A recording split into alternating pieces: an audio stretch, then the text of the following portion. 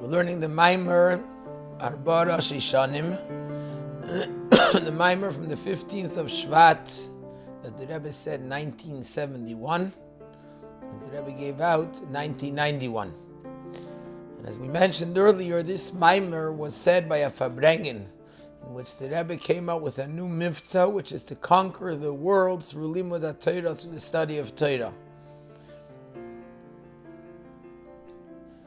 And the Maamar talks about the greatness of Torah study and the way it's expressed in the special concept of the Rosh Hashanah, the new year for the trees, which is the 15th of Shvat. And so before we go on even to talk about the synopsis of the Maamar, just to give an idea of the meaning and the greatness of the concept of conquering the world through the study of Torah.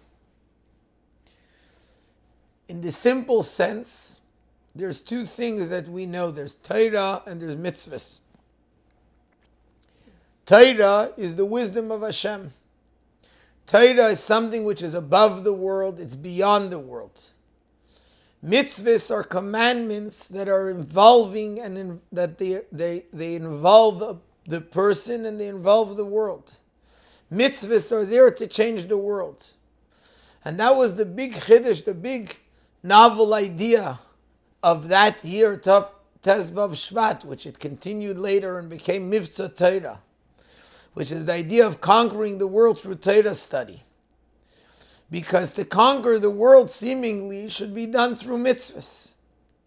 When you do a mitzvah, that's how you conquer, that's how you change the world. You put on tefillin. You go and you have the mitzvah of Avas Yisrael, of loving a fellow Jew and helping him put on tefillin. You go out there and you do something which brings light into the world. That's the way we conquer the world.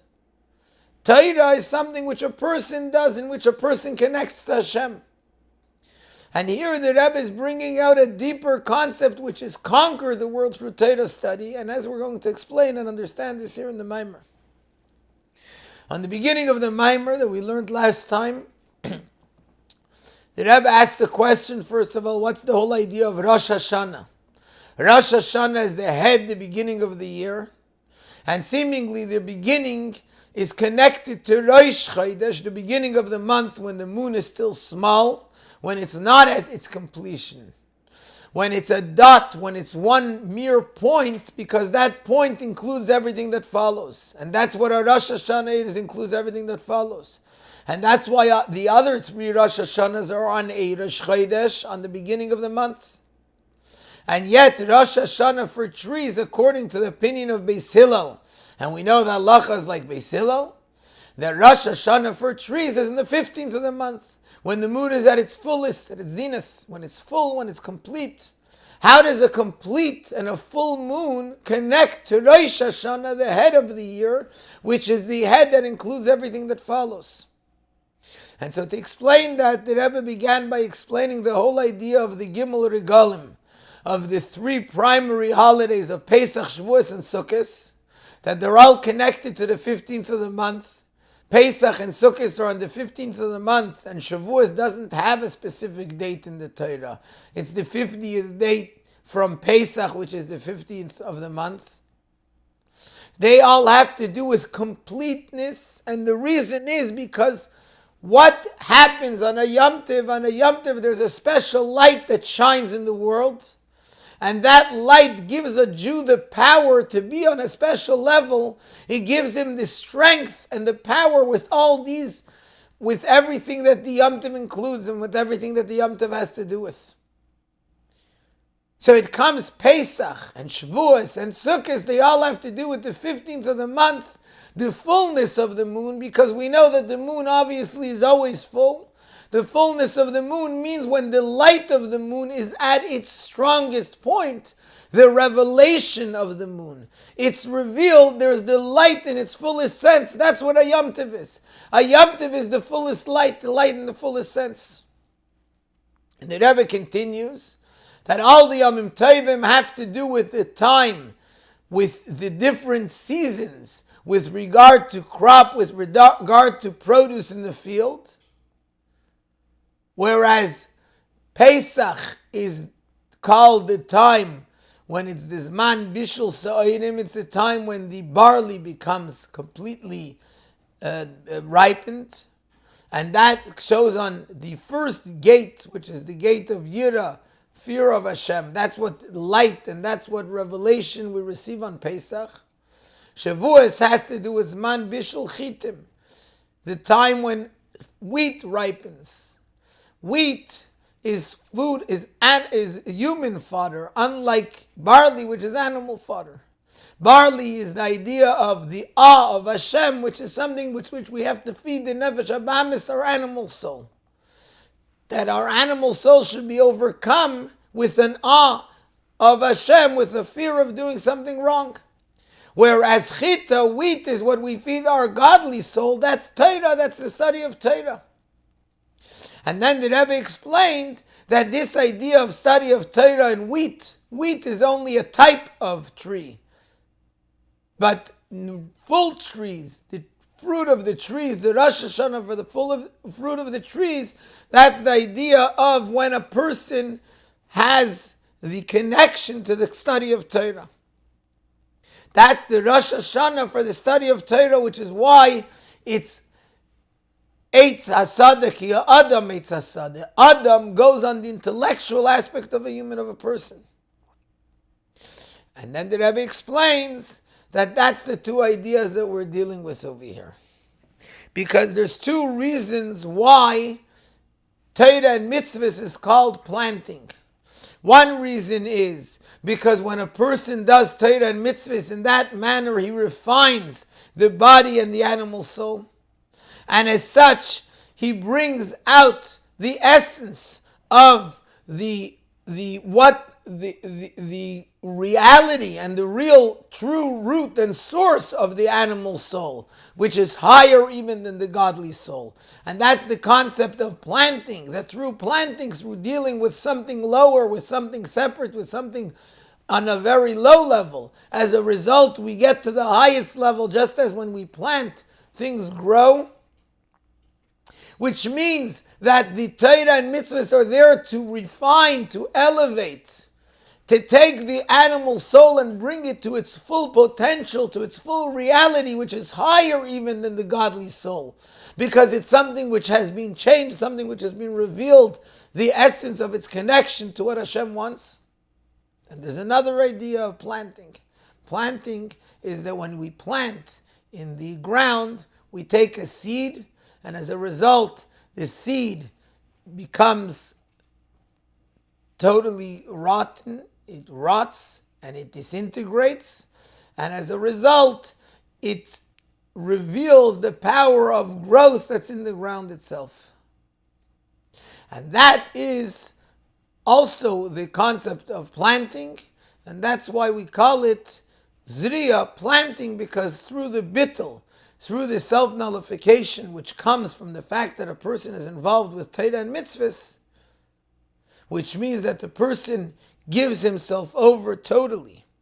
He brings himself into a level where he's distant, where he's far away from the real source of his soul, and especially in the time of galus, etc. And as a result, the person reaches the growth, which is much higher. Now the Rebbe continues in Ois 5 to explain what this is all about in Torah and in mitzvahs.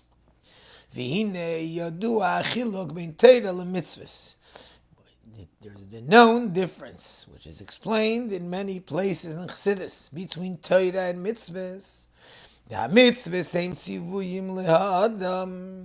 Mitzvahs are a command to the person. Idvar Hashem, whereas Torah is the word of Hashem. Chachmaseh shel HaKadosh Baruch Hu, the wisdom of Hashem. Ela sheyarda lemata v'nislabsha b'seichel Adam.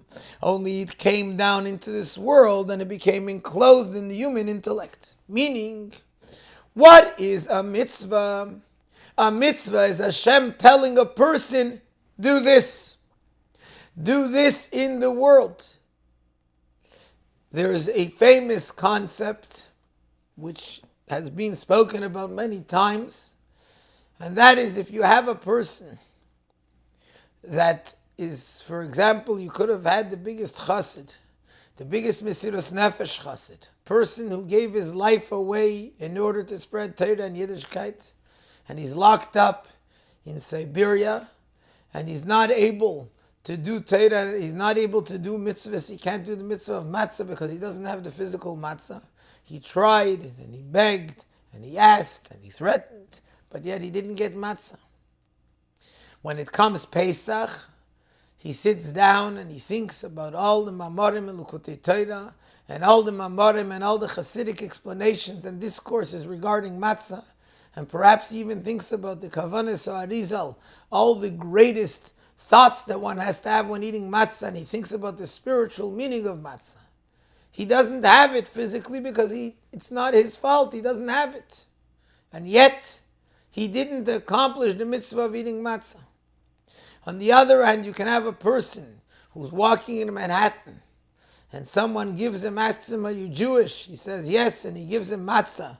And he goes and he eats the matzah on Pesach night. And together with the matzah, Rahman al-Islani, he's eating his cheeseburger and he's eating chametz.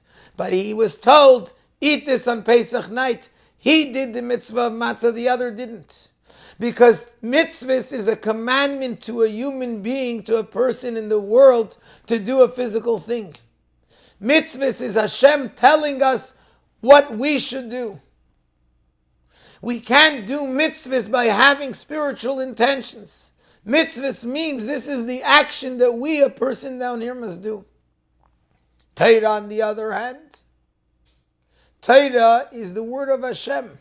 And even when it comes down and a person can understand it, in fact, the Rebbe says that it's a chiddush. It's something which doesn't make sense. How is it possible that a person should be able to understand Torah, which is Hashem's wisdom? It's only because of Hashem's infinite kindness that He allowed the Torah to come into a space where a human being can understand it. But naturally, it doesn't make sense a person should understand it. There's a story with the Rebbe Rashab.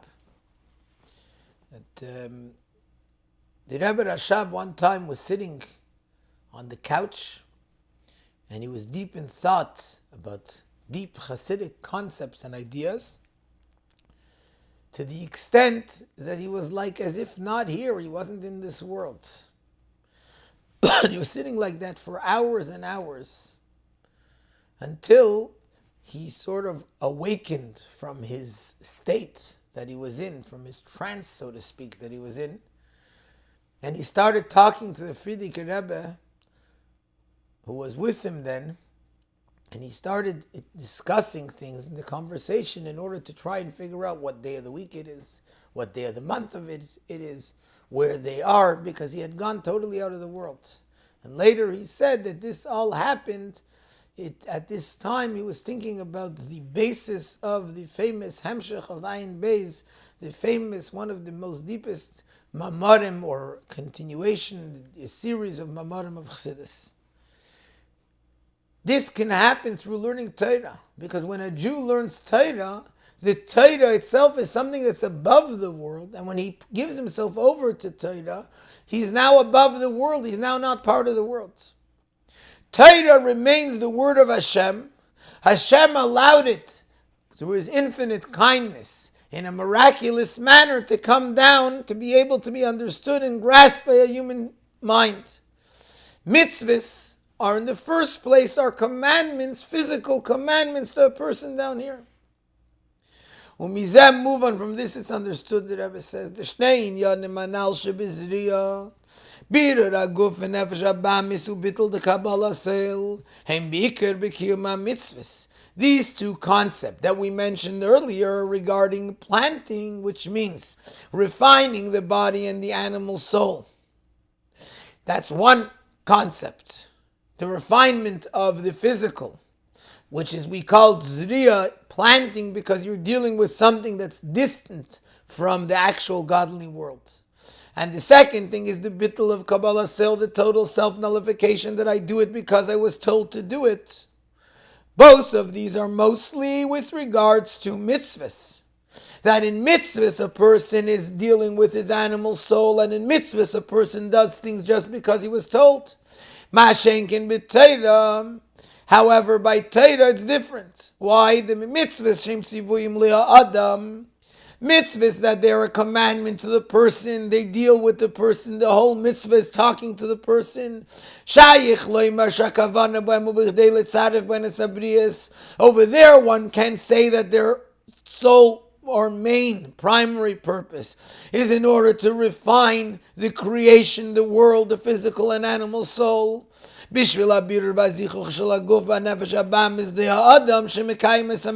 refine the body and the animal soul of the person who fulfills the mitzvah. In order to refine the worldly objects, the physical objects with which the person fulfills the mitzvah. Why? Because they are physical things. They're dealing with the person. They're telling the person what to do. There are things which are in the world. It's Hashem's commandment in this world. Whereas Torah, which is the essential wisdom of Hashem, it's Hashem's wisdom. It's something which is above the world, and even as it comes down and it's understood in a human mind, it's still above the world. It's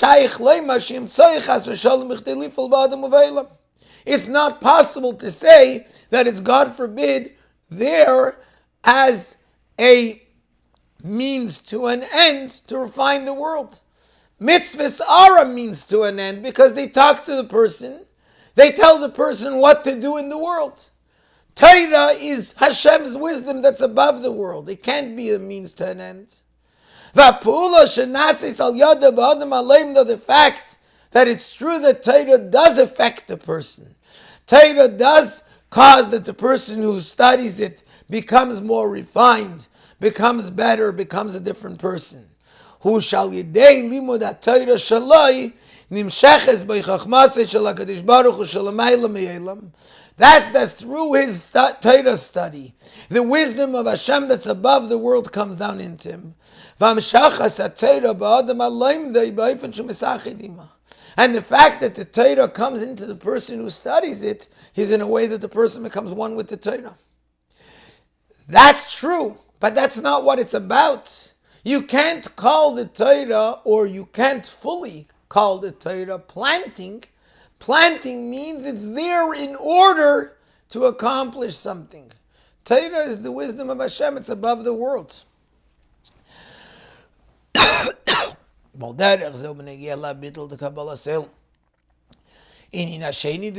the same thing is with regard to the second concept of planting, which is the fact that there's the nullification. The person goes out of the greatness of a person. He does what even an animal can do. He does it with a way of Kabbalah Soil. He's just doing what he's told. Just plain and simple action.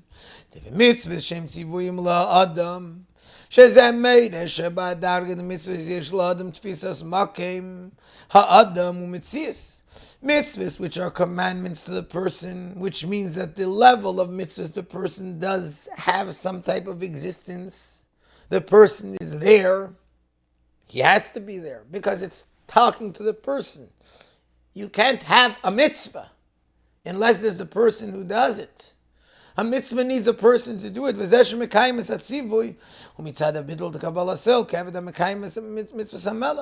He exists. He was told to do it, but the fact that he does it, this existence of the person does a mitzvah, means he becomes like a servant who's merely fulfilling the mitzvah of the king. But Torah, Torah, which is the wisdom of Hashem, it's not, Torah isn't talking to a person. There is nothing else. There's only Hashem, there isn't even the existence of the fact that the person is a servant. The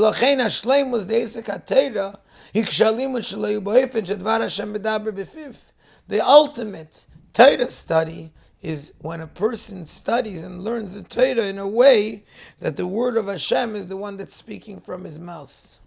Which means he doesn't exist, there's Hashem's wisdom, and that's sort of speaking through him. And this is why our sages tell us, Man Malki Rabbanon, who are the kings, the sages. When a Jew learns Torah, and especially the great sages, when they study Torah, they're studying it in a way that they don't exist. It's the word of Hashem that speaks through them. They're in the ultimate nullification, which is higher than the nullification of Eved. They're not just a servant who's doing what the master told him. They are the king. When the rabbi, when the sage says over Hashem's Torah, when the Rabbi would say a Maamar, it's coming straight from the mouth of Hashem. Shechina speaks from their mouth. When a Rebbe said a Maamar, he didn't exist. There's the famous story with the Chassid Rabbi Parshat. He went to Tzemach Tzedek, and he argued with the Tzemach Tzedek about the meaning of a Maamar that Tzemach Tzedek had said. So they asked him, how can you argue with the Tzemach Tzedek? If you accept the Maamar that he said, so why don't you accept also his explanation of the Maamar? And so Rabbi Hillel said it's simple. When the Tzemach Tzedek said a Maamar, it wasn't him. It was coming straight from Hashem. Now he's explaining it. So he's smarter than me, much smarter, infinitely smarter than me, but I also have to understand it in my mind, and therefore I can argue about the explanation of it. But the words of the Maamar, that's coming directly from Hashem. When a rabbi says a psak din, it changes the world. In Chassidus, it brings down often that in halacha there's a concept that when the Torah decides something, the Torah is like the king that commands, the rabbi is like the king that commands. If he says this is kosher, he says this is, he makes the existence in the world. And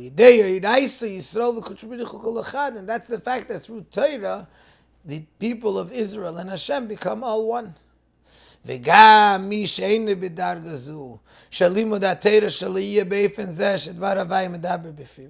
Even someone who's not on this level, that his Torah study will be in a way that is the word of Hashem that's actually speaking from his mouth. Nevertheless, Ikar Adgasha, basic Torah, who lay alinina bittul vaiskafia, ela adira balzesha mitzius shalei havana vasagat yechadim atayra. Even someone who's not on this level, he's not the actual king, he's not totally nullified to Hashem.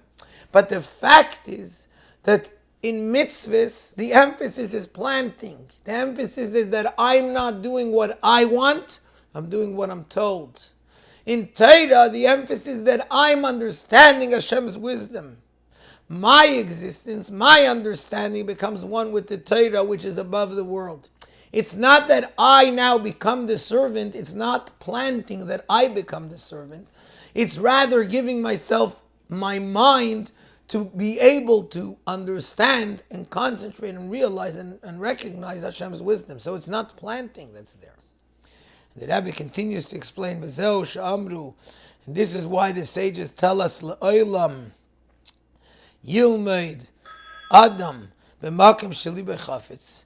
A person should always study in a place that his heart desires. The chayfetz uratzin sheyesh b'tainuk. Chayfetz, desire, means a will that has pleasure. It's connected to pleasure.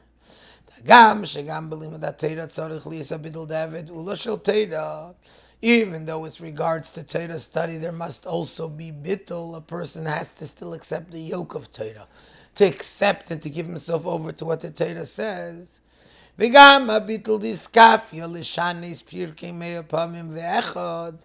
also in Torah, there's the bittul of breaking myself. That I should study not just 100 times, which is what a regular person does, but 101 times. Nevertheless,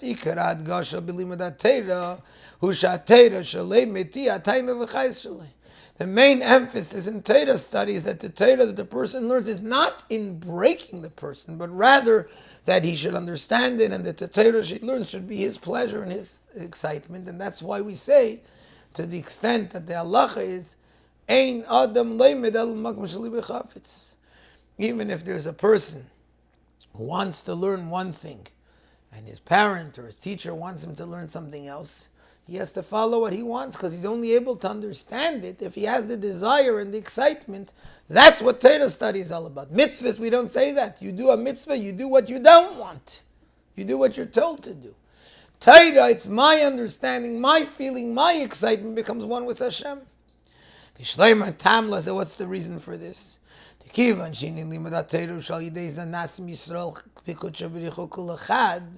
Since the whole idea of torah study is that a Jew and Hashem become one, therefore,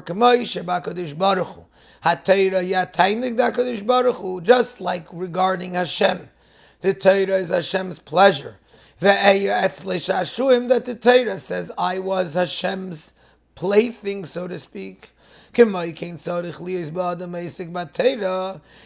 thing has to be with the person who studies Torah. That the Torah that he learns has to become his pleasure. Mitzvahs isn't that a Jew should become one with Hashem. Mitzvahs is that a Jew should give himself over to what Hashem wants. Mitzvah is planting, going away from me, planting myself. Torah is not planting. Torah is going to a higher level. My mind, my understanding, my excitement becomes one with Hashem. Just like Hashem, when he studies the Torah, so to speak, that's Hashem's pleasure. The Torah study has to be the person's pleasure as well. And the Rabbi says, even though this excitement that a person has from the Torah that he learns comes from the intellect of Torah, it's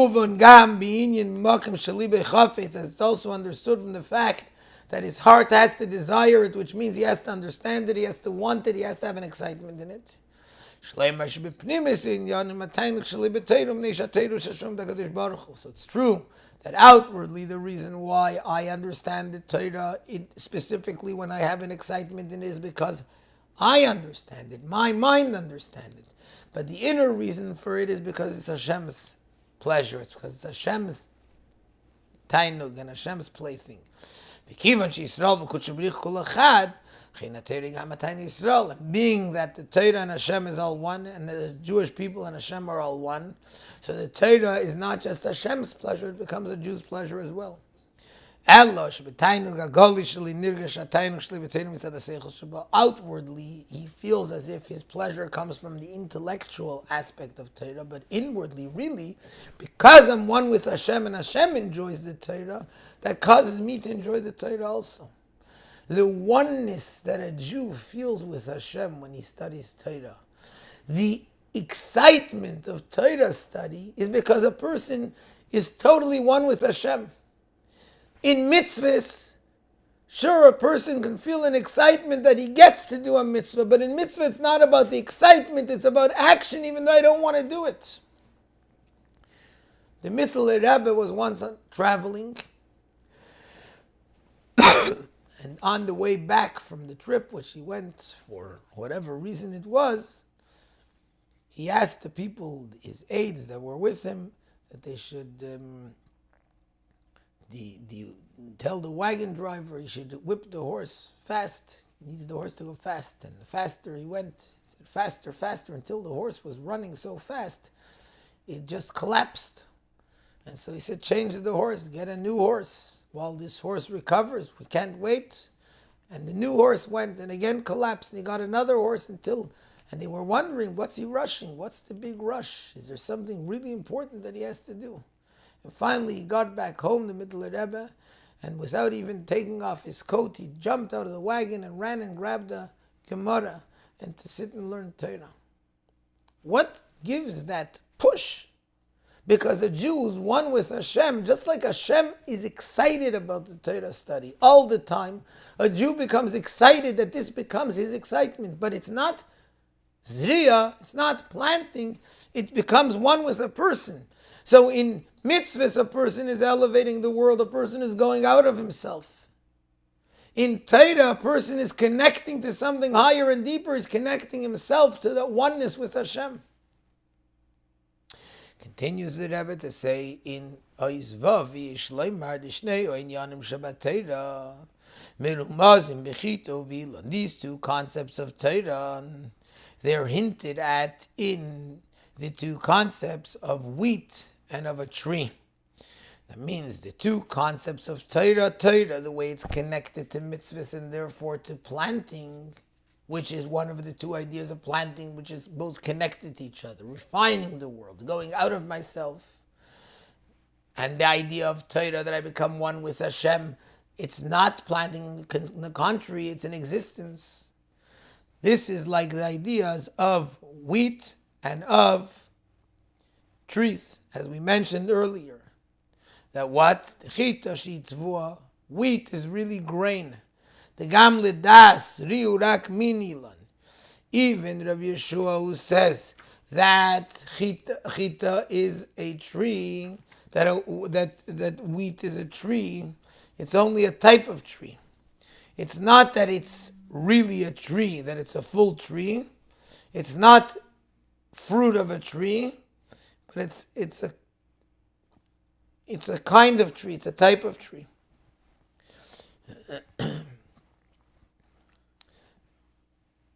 Remezes al attain k'meisha sheyeches lemitzvahs. Shalimud attain b'chdei l'kayim mitzvahs talmud Torah chayitza, which means, but really, what is it? What is wheat? It's grain.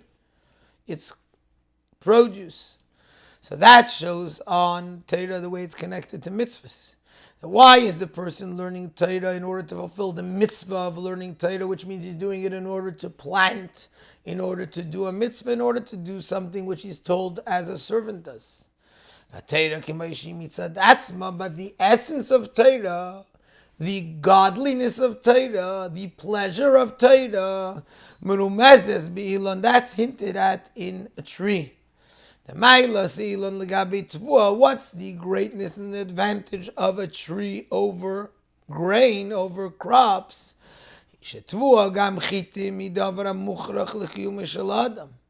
Tvua produce even wheat, which is called a tree, but it's something which is necessary for a person to exist. A person needs food. Ala lechem yichya adam, a person lives off bread, which is made from wheat. Ilan, whereas a tree is something that gives growth to fruit. Person doesn't need to eat fruit. A person derives pleasure from eating fruit. Wheat is bread, food, basic food. A person needs to eat. It's a necessity. Fruit is pleasure. And the same thing is these two concepts of Torah. There's Torah, the way it's connected to mitzvahs. It's a mitzvah. I'm obligated to learn Torah. I need to learn Torah. As a person, I need the Torah in order to teach me what to do, in order to fulfill my obligation in the world. Then there's Torah, the way it's a pleasure, it's the wisdom of Hashem. I want to learn Torah. I want to learn Torah because I become one with Hashem. I have pleasure in the study of Torah. That's the fruit part. The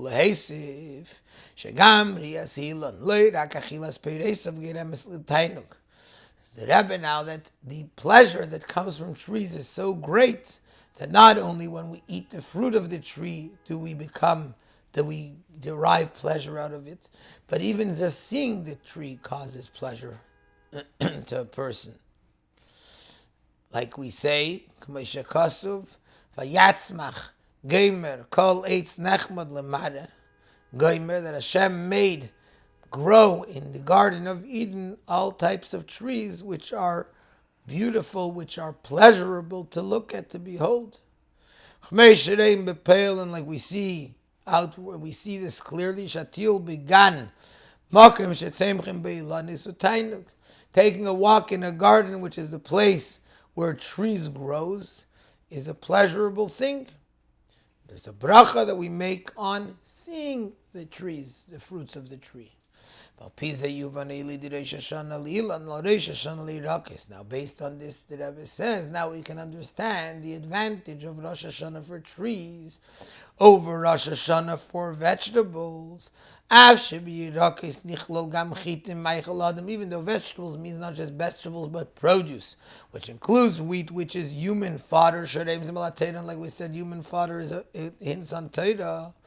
The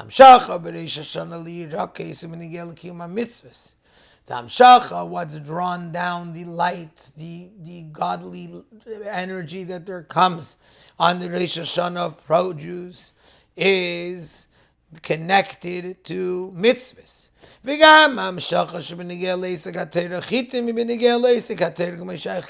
Even though this includes also wheat, which is a type of tree, which is connected to torah because it's human fodder, which means Adam, it's a sada, Adam, atom. Adam is the intellectual aspect of a person, but it's the study of Torah, the way it connects to fulfilling mitzvahs, which means either to fulfill the mitzvah of learning Torah or learning Torah in order to know what to do. What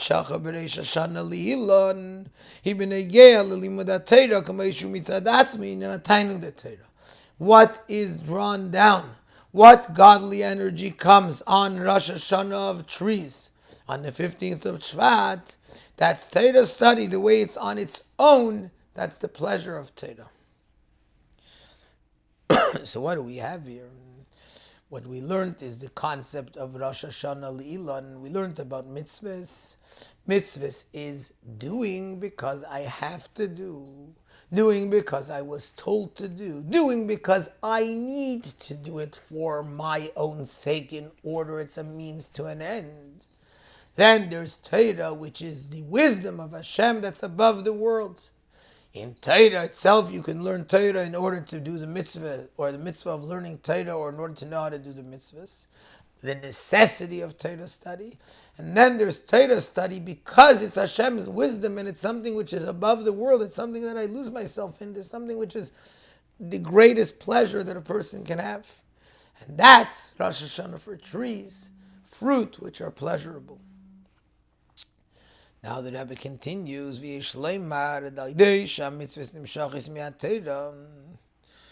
we still have to understand now as we began is, so how can you conquer the world through Torah study?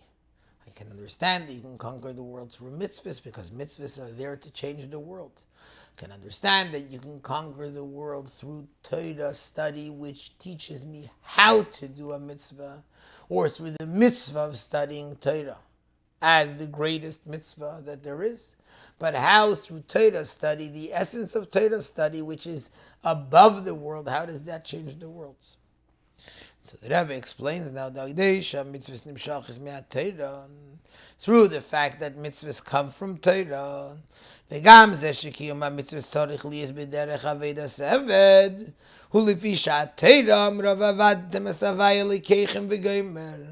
what causes the fact that mitzvahs have to be in a way that I'm doing it because I am a servant of Hashem? I must do it. I force myself to do it. That comes because the Torah says, serve Hashem as a servant. Because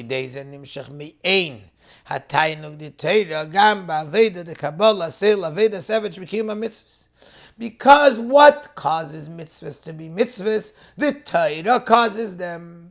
So now the essence of the Torah, the pleasure that there is in the essence of Torah itself, the above the world that there is in the essence of Torah itself, a small aspect of that comes into the mitzvahs as well.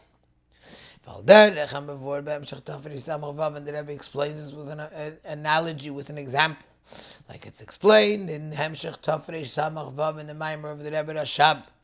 Dizeh shegam eved pashut shavidasei mitzad el ha'adin hamutal alav mishtadel shamalacha she'oiseh tiyeh lenoi v'litiferes la'adonai. The Rebbe Rashab explains an amazing thing.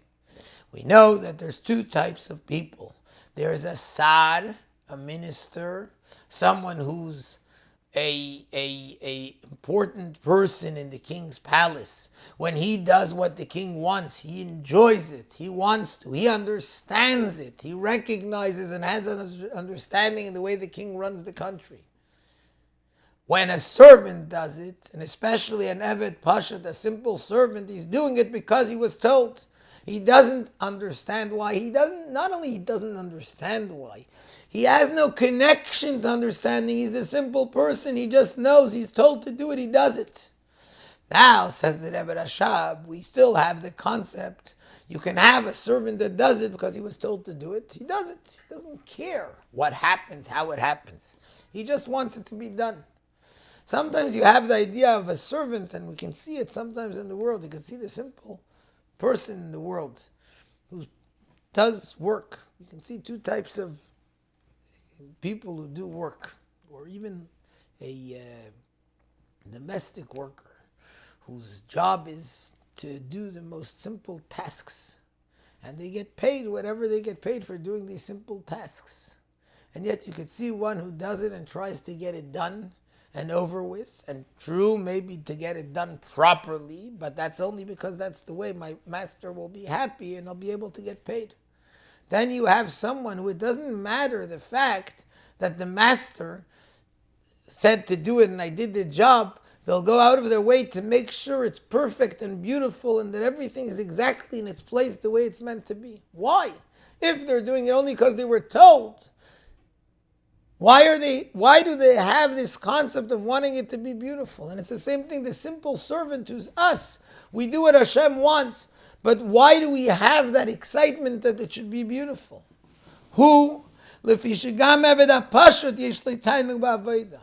Even the simple servant also has a pleasure in the work that they're doing. What causes this pleasure of the simple servant? It doesn't come from the existence of the servant. It's not he wants it to be the most beautiful possible. Because of his bittul, because of his nullification, because of his feeling of giving himself over to the master, that's why he wants it. That's why he enjoys it, because he doesn't exist. You see, the master likes it. He has pleasure in the master having pleasure. Why? Because he's not his own existence.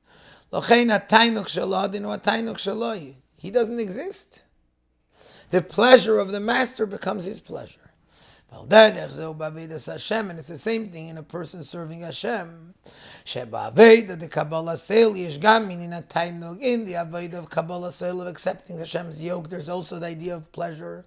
Even though I'm doing it because I was told, I'm like an animal, I'm doing it because with yoke I'm forced to do it.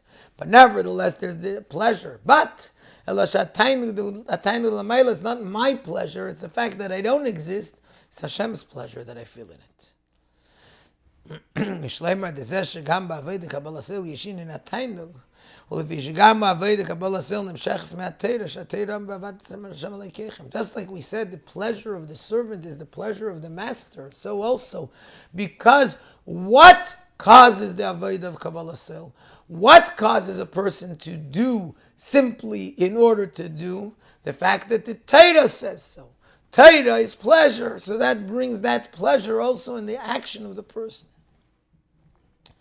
Now the Rabbi continues to explain it. This begeres hakedesh, the dibra maschels miris karis lahu, shekol elam esalyein v'tachtenim tluyim b'dikduk mitzvah. The Alter Rebbe brings in Igeres hakedesh in Tanya that all of the worlds, the higher and lower worlds, they're all dependent on a small aspect of a mitzvah. The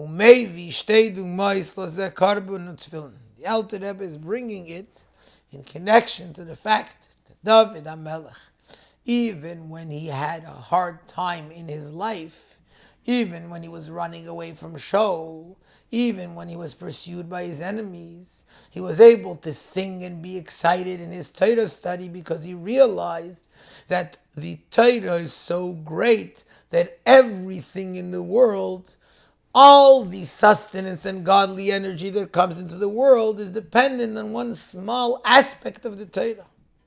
And the Alter Rebbe brings two examples, korban and tefillin.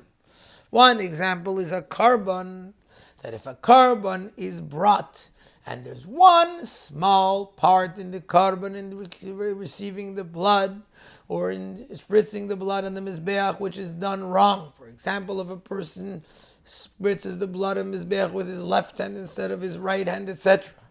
The same thing is with tefillin, then the whole thing isn't good. All of the godly energy that had to come down into the world through the korban doesn't happen because one small thing, he didn't do it according to the way the Torah said it.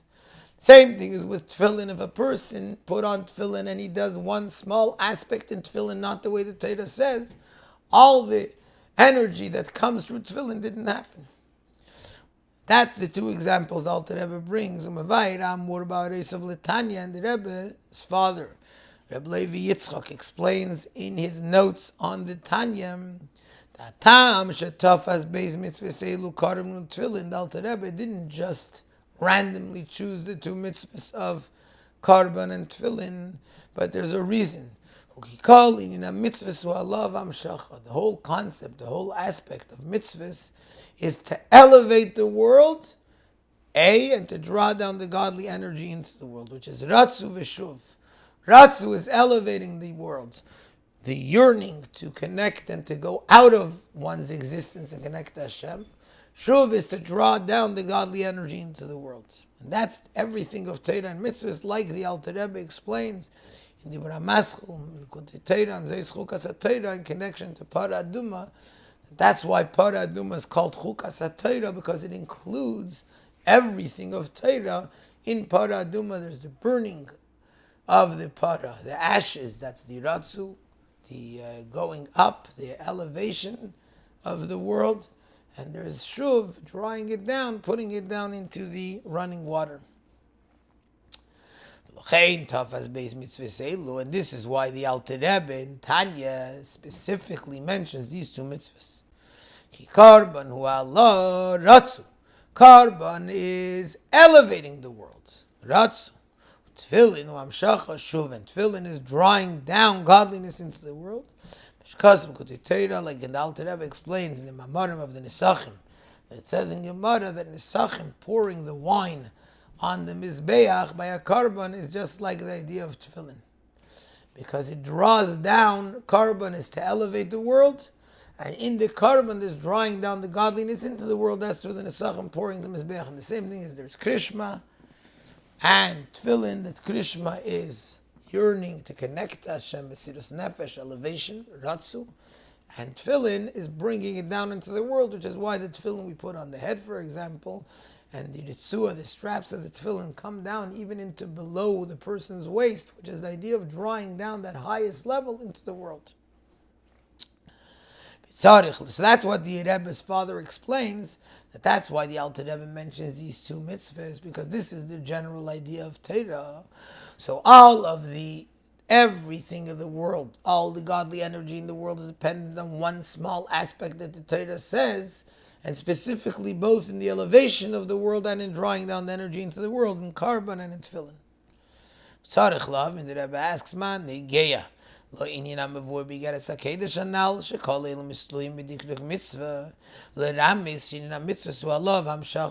Rebbe asks, okay, I know and understand that mitzvahs, there's two aspects in the mitzvahs, elevating the world and drawing down the godly energy into the world.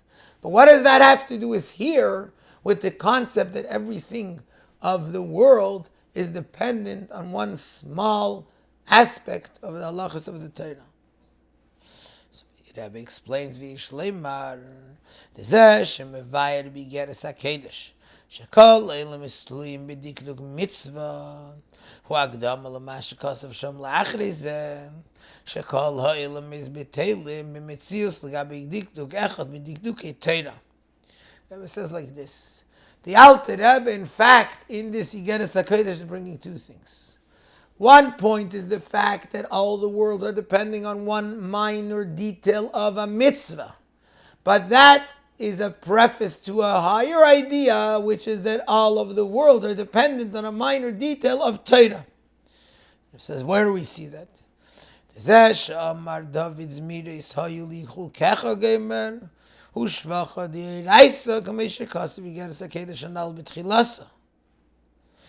The fact that David said, the Torah, your rules, your mitzvahs are songs to me, but he was talking about the Torah, the study of Torah.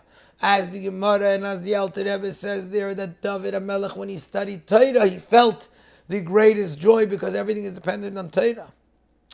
The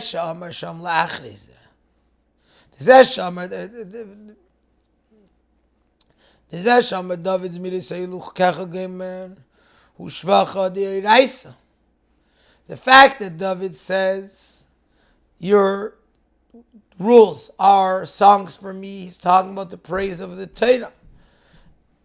והשבח שכל האלם is bittul b'mitzvahs ולא רק תלויים לגבי דקדוק אחד מדקדוקי תורה.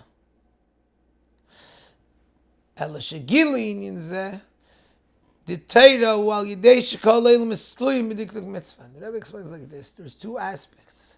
There's the fact that everything of the world is dependent on one minor detail of a mitzvah, and the fact that all the worlds are totally nothing and nullified and totally are considered to be as if they're non-existence compared to one minor detail of Torah. So when it comes to the mitzvah, a minor detail of the mitzvah, everything's dependent on a minor detail of mitzvah. When it comes to Torah, everything's like nothing compared to one minor detail of Torah. And what's the Alter Rebbe saying? V'hainu. L'gabe ha-mitzvahs shem tzivuyim la'adam ich she'isnaig ba'olam be'hechrech she'yesh eizeh arech u'tfisas makim la'olamis. Regarding the mitzvah, since, as we mentioned earlier in the Maamar, the mitzvahs are commandments to the person, how he should behave in the world. That means the world must have some type of existence. Only what?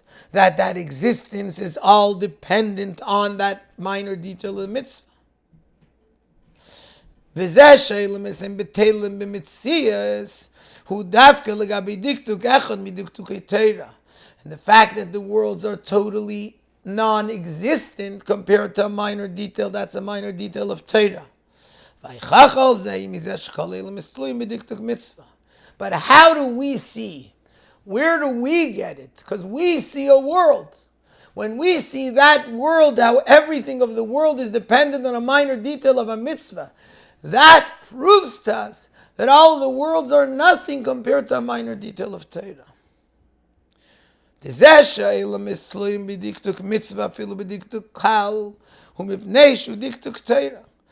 we realize that the fact that all of the worlds are dependent even on a minor detail of a mitzvah is because where does the mitzvah come from? It's a detail that comes from the Torah. And for the Torah, all the worlds are non-existence. And therefore, since they're non-existent compared to a small detail of Torah, therefore,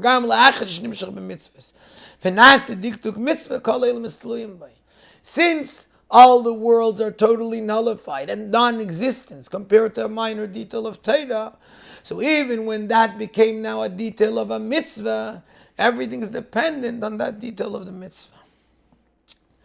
In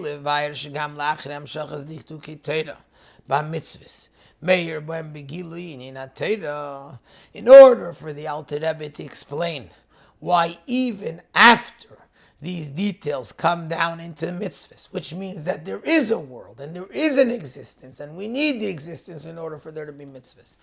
And nevertheless, everything's dependent on it.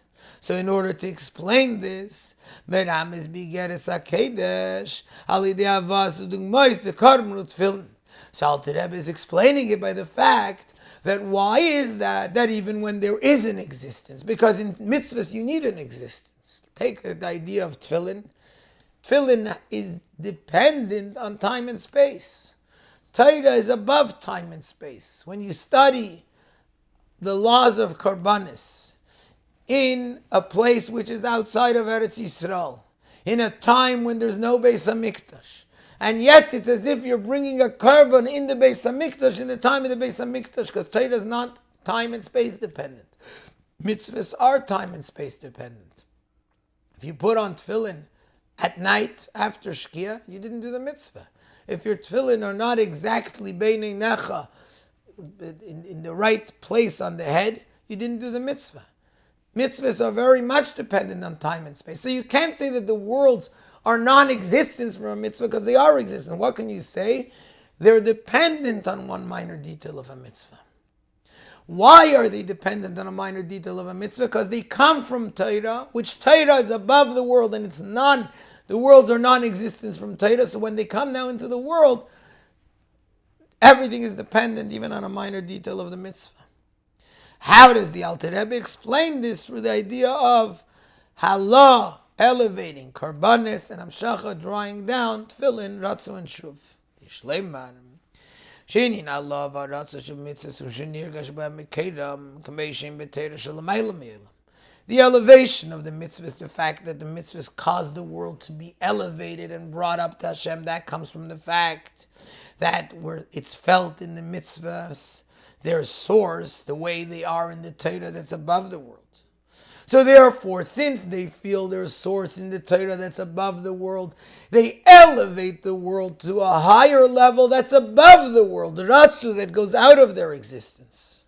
Whereas in Inam Shachav Ashuv Shabahem, the fact that the Torah, the mitzvahs draw down godliness into the world, Hushem Nimshachim Liyasivuyim La Adam, that comes from the aspect of mitzvahs. The mitzvahs are brought down to become a commandment to the person.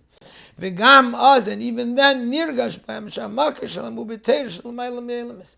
It's felt in these mitzvahs that their sources in Torah, even as they're in the world and a commandment to the person, where they have to be involved in time and space, it's still felt that their sources in Torah, which is higher than the world. Why? Because the whole idea of ratzu and shuv is that first the person feels yearning to go out of his existence, and then even when he comes into the world and he does what he's supposed to do in the world, he still feels the energy that was caused by going out of his existence. When we say a bracha of a mitzvah, we say that Hashem sanctified us with His mitzvahs and He commanded us. The fact that He sanctified us, He made us holy, that's the idea of Allah elevating the world, making us holy, taking us and separating us from our existence, elevating us, taking us out of our existence and bringing us to the holiness of Hashem, which is the holiness of Hashem Himself. So when we say the bracha of a mitzvah, we're saying Hashem did two things through the mitzvah. He sanctified us, He elevated us, He brought us out of our existence to an existence of holiness, and He commanded us, He brought down the mitzvahs to us, to the people. Then the question is, if that's the case, a mitzvah was given to us in the world, why do we talk about Kiddushan and mitzvahs of sanctifying us and taking us out of the world? Even after the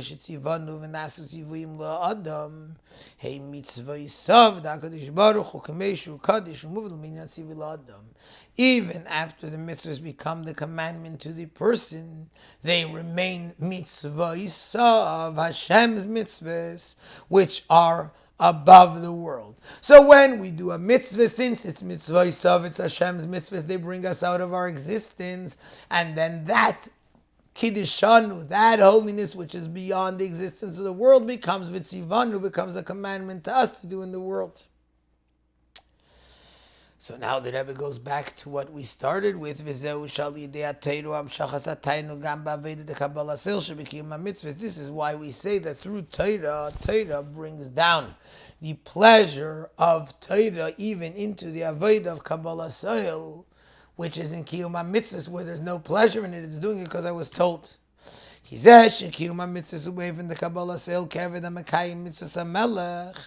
fact that when a person does a mitzvah, he does it in the way of Kabbalah Soil of acceptance, like a servant that's merely fulfilling the commandment that the king told him, which means that the servant is not the master, he's totally given over to the master, he doesn't exist. Because the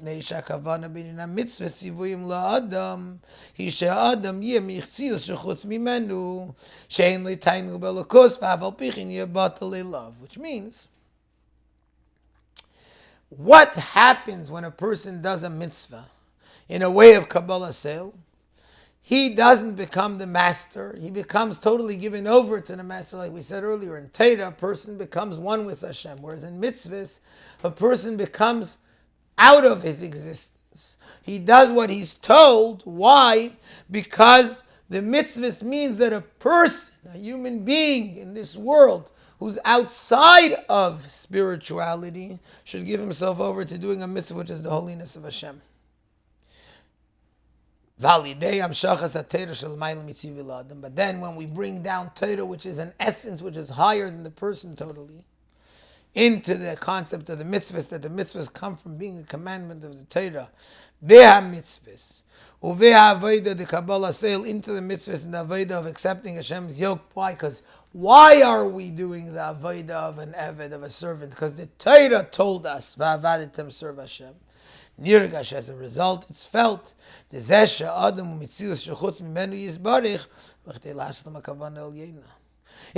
that I'm a different existence. I'm only a different existence in order to fulfill Hashem's purpose, so it's all there for Hashem. It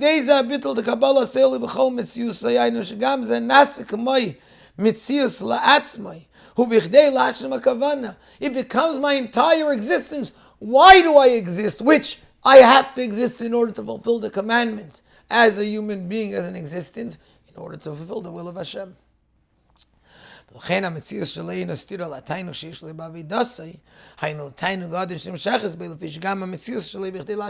therefore, even though Kabbalah Sale, the whole idea of Kabbalah Sale is that I exist, and therefore my existence has no pleasure of the master like Torah does.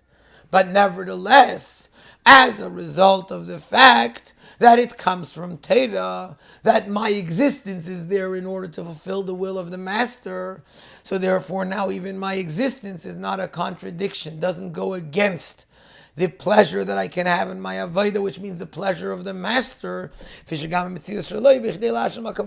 existence of the person is in order to fulfill the purpose. In other words, what we're saying is that seemingly the difference between Torah and mitzvahs and Torah, a person goes out of himself and therefore he enjoys it.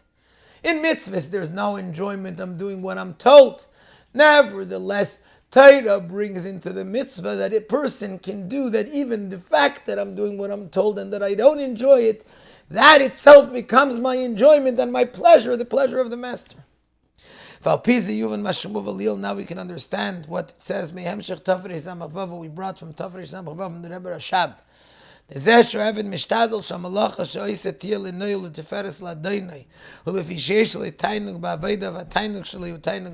fact that the servant tries and he puts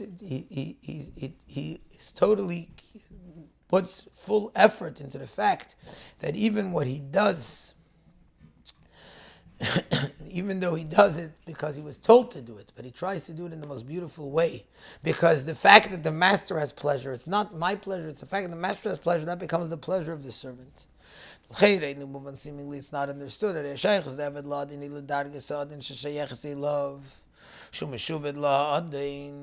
The whole connection between the servant and the master is not that I feel the master, like we said in Torah, you feel the essence of Hashem, but rather it's only the connection that there is to me, the fact that I'm his servant in order to do what he wants. How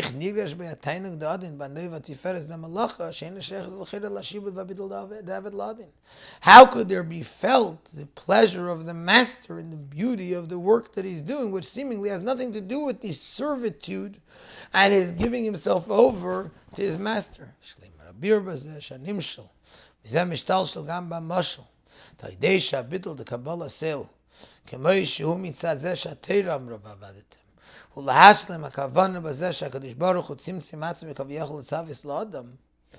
Since the whole fact that a person has bittul Kabbalah sel, the Torah told the person serve Hashem, and therefore since it's the Torah that told the person, the whole idea of bittul Kabbalah sel is to fulfill the will of Hashem. Why Hashem took his will and took himself and took his existence, so to speak, and put it into the idea of commanding to a person, that he took his entire existence and his entire will, and he was mitzamtzimit. He sort of belittled his will, and he condensed his will so that it can become a commandment to the person. Is the kavanah zui b'Kadosh Baruch Hu atzmi shel mayla min yatzivui. This is more than the command, which is where there's a person and a commander and the one who's being commanded. This is Hashem, the essence of Hashem, that put himself into the world in order that his commandment should be fulfilled. So we have the idea of Torah, we have the idea of mitzvahs, we have the Torah, the way it's connected to the mitzvahs, and the same thing as the mitzvahs, which are in the world, and which are therefore Kabbalah Sel, doing what we're told without pleasure. And then we have the essence of the Torah, which is the will of Hashem above the world, and therefore it's the idea of pleasure. Through the fact that it's the Torah that commands us on the mitzvahs. Therefore, the mitzvahs themselves are because of the Torah, because of the command of Hashem, and the mitzvahs themselves receive a connection to the pleasure of Hashem. Now we get to understanding what the 15th of Shvat is all about, and therefore how Torah can conquer the world. Ilon name is al Torah. Ilon, the tree, is Torah. It's actually the essence of Torah, the pleasure of Torah. On this day, on the 15th of Shvat, we get strength and power for all year with regards to our Torah study. Shalim, with that Torah, the person should learn Torah in a way of constancy, in a way that he's learning Torah, he's involved in his Torah study, and he's involved with excitement in the Torah study, and that this Torah that he learns should be his pleasure and his excitement, because a tree means excitement. And according to the fact that we know that all the 4 Rosh Hashanahs are connected to one another, the Bereish Hashanah le'ilon. נמשך הנשינס כוח שגם כל העניונים דאביידס האדם הנמשכים מגימול ראש השנה הראשונים יהיו מתוך תענוג. על דרך המבואר לעיל שעל-ידי התורה גם בעבודת קבלת סיל בתענוג. Since all the Rosh Hashanahs are connected to each other, this that we get on Rosh Hashanah for trees, the excitement and the pleasure in Torah study, comes also into the mitzvahs, which are the other 3 Rosh Hashanahs. That they also get pleasure, not just pleasure, but the pleasure of Torah itself. וזהו שריש השנה לאילון הוא ב15 שבוי. הוא שלימוס הלבנה, and that's why Rosh Hashanah for trees in the 15th, when the moon is complete. ולאיקי גמור ראש השנה מראשונים שהם בראש חדש. שאז הלבנה ירק נקודה, not like the other 3 Rosh Hashanahs, which are specifically on Rosh Chodesh when the moon is only a point, a dot. כי זה שהלבנה ירק נקודה מאיר עלין הביטול. The fact that the moon is only one small dot, that shows on the bittul, the nullification, the fact, the non-existence of it. But the pleasure that a Jew has from serving Hashem, and especially the pleasure of Torah, that's the completion, that's the fullness. So what do we get on Rosh Hashanah Le'ilon? We get the completion of Torah, and yet it's a Rosh Hashanah because that completion and pleasure comes even into everything else that we do, and enables us to conquer the world through a higher pleasure, that our mitzvahs therefore have that essence of Hashem. Even in our doing the mitzvahs, even in the world, we're connected to the essence which is higher than the world. Through our increasing in our actions and our avodah, basic attain, especially in Torah study. Not just studying Torah, but studying Torah in a manner that the Torah itself becomes the pleasure and excitement of the person that's studying the Torah. And especially through becoming involved and disseminating the inner Torah. The Torah atzma b'chinas attain, the Torah pnimis attain. And Torah itself, what's the pleasure of Torah's pnimis Torah? Like we said, the pleasure of Torah is the essence of Hashem that's above the world. That's revealed mostly in pnimis Torah. So as a result, as we said, all the Rosh Hashanahs are connected to each other. So through the Rosh Hashanah Leilanis, which is studying Torah with the ultimate pleasure, we'll also have the completion in Rosh Hashanah for kings. We're going to see in an open way the fact that every Jew is a son of a king. Moreover, that every Jew is a king himself, because we're all connected and one with Hashem. And Jews will therefore also go out of Galus with an upheld hand, as a king does, which means with the power of a king, Alidei David Malka Meshicha, Ve'avdi David Melech Hamleim Begula Mitis Vashlema Bekarev Mamish, with David, who's called Malka Meshicha. And like we say in the pasuk, my servant David is a king over them, which means the servant, the servitude, the Kabbalah soil, is in a way that itself is the king. That itself is the essence of Hashem, which that's fully revealed with the complete Gula Bekarev Mamish.